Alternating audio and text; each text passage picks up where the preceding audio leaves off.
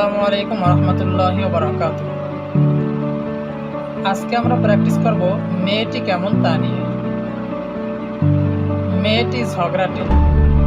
The girl is aggressive. মেয়েটি হিংসুটে। The girl is jealous. মেয়েটি সংকীর্ণ মনা।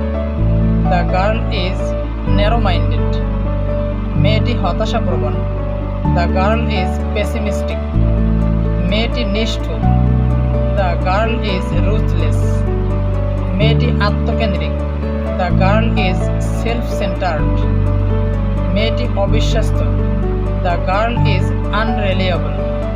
মেয়েটি অগোছালো। The girl is untidy. মেয়েটি অবিশ্বাসযোগ্য। The girl is untrustworthy. তো আমরা বেশি বেশি প্র্যাকটিস করি। প্র্যাকটিসই আমাদের ইংলিশ বলতে সাহায্য করবে। আসলে ইংলিশ বলতে অনেক বেশি জানতে হয় না, প্র্যাকটিস করতে হয়।